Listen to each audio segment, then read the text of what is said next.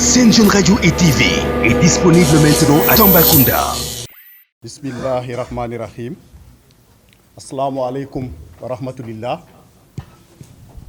ñoo ngi nuyoo suñu mbokku taskatu xibaar yi fi ne di leen sant di leen gërëm ci teewaay bi ak taxawaay bi di leen ñaan ñu jottali suñu nuyoo seen organe respectif dina nag alhamdulillahi rabbil alamin alhamdulillahi rabbil alamin alhamdulillahi rabbil alamin.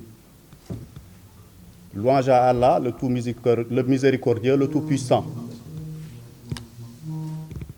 Moom subhanahu wa taala moo waral vraiment li xew tey mais également ci sababam la président Ousmane Sonko jotee loolu ñuy wax primature. Donc fonction primatoriale boobu nag démb nous avons appris avec tristesse et consternation la fin de sa fonction primatoriale. Donc kaddu gi xëy na du gudd tey li waral ndaje bi loolu la ci tënk ñoo ngi nuyoo assistance bi di rafetlu teewaay bi surtout ànd bi ak ñun parce que ce n'est pas évident de mobiliser à chaud. Dëmb ci minuit la ñu lancé message de soutien en vue de la motion de soutien en direction du président Ousmane Sonko. ñu ëpp ci ñi teew ci salle bi defe naa am na délégation bi ne ci yoon bi ñoo ngi jot information bi pratiquement dans l'après-midi ñu ci ëpp vers 13h la ñu leen convier donc mu doon loo xam ne préparé wuñu ko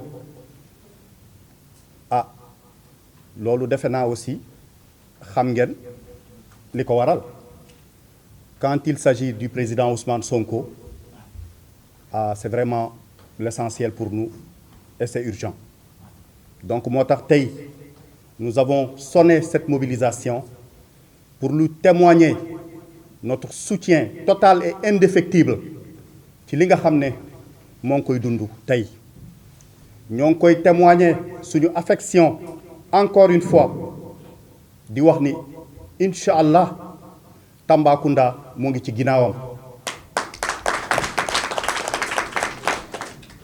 dinañu ànd ak moom ci objectif yi mu war a fixé incha allah le dimanche prochain dinañ ànd ak moom pour yóbbu ko fonction présidentielle en 2029 incha allah. Donc tey dañoo décider mobiliser troupes yi à Tambacounda pour faire savoir au monde entier pour faire savoir aux Tambacoundoises et Tambacounda que nous sommes aujourd'hui engagés et mobilisés derrière le président Ousmane Sonko pour les prochaines victoires. te victoire yooyu dina commencer ci local yi c'est pour bientôt c'est dans 6 mois incha allah dinañ dem ci ay élections dinañ dem ci ay jongante yu am solo. Donc fas yéene nañ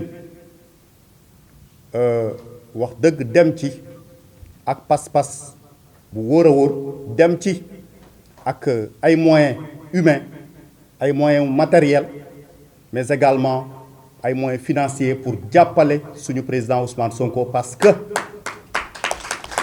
les gars projet bii ñuy wax tey jii projet bii ñu nar a dérouler sans lui nañu xam ne projet bi Ousmane Sonko moo ko nas. tey suñu déception bi nag mooy li ñu nar a confier wax dëgg li nga xamante ni moom moo ko togg ñu nar koo jël yekkale ko ñeneen loolu mooy suñu déception mooy suñu naqaru tey te ñuy wax ne nag nous ne resterons pas les bras croisés incha allah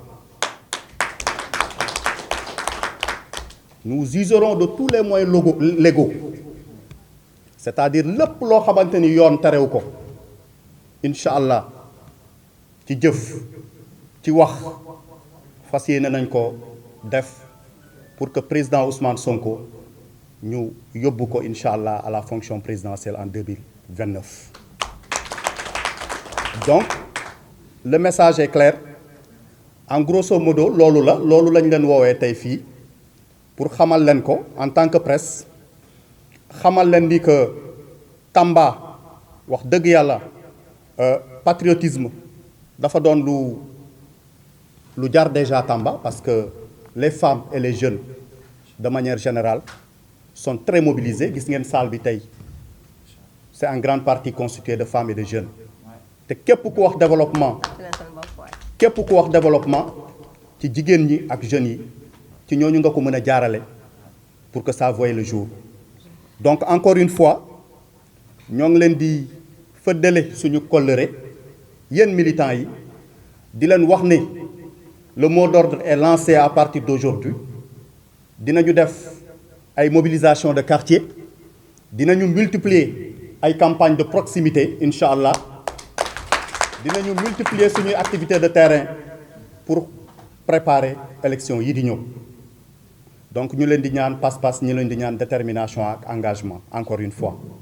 Alors chers journalistes, ce sont en quelques mots les propos que nous tenions à faire passer au niveau de l'opinion publique, qu'elle soit nationale, locale ou internationale.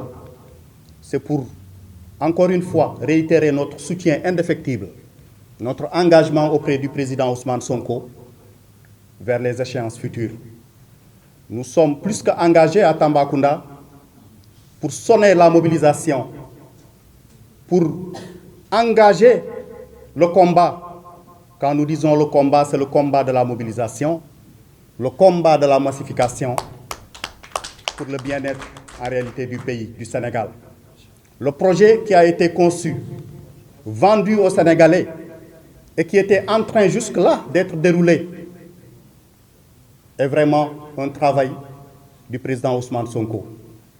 Et nous avons appris avec consternation hier son limogeage de cette fonction primatoriale qu'il gérait depuis bientôt 2 ans. Et cela a été une grande déception.